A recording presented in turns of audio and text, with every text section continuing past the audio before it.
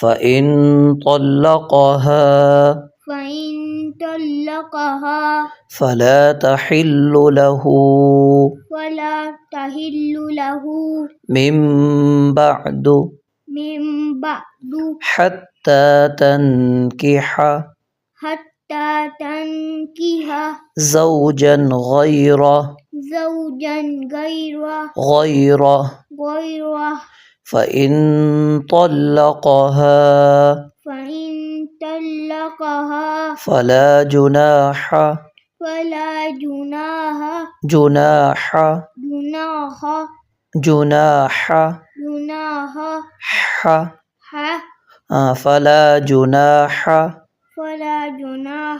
عليهما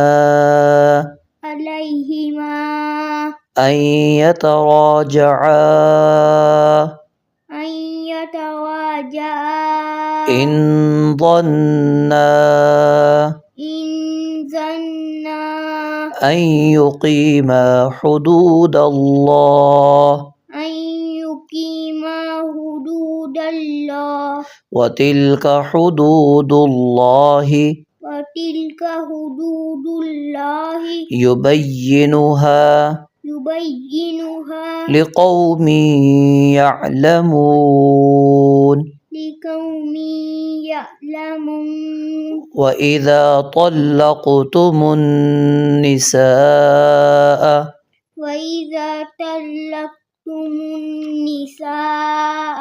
فبلغن أجلهن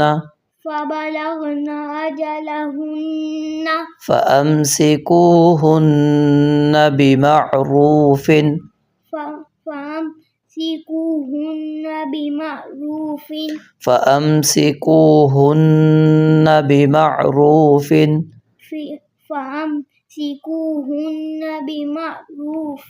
أو سرحوهن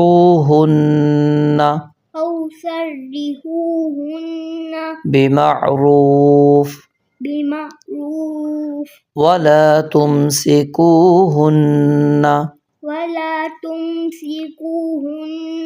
ضرارا لتعتدوا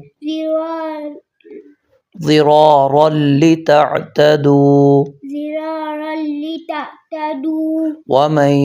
يفعل ذلك فقد ظلم نفسه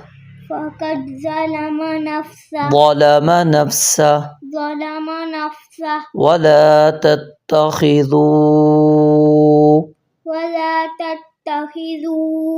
آيات الله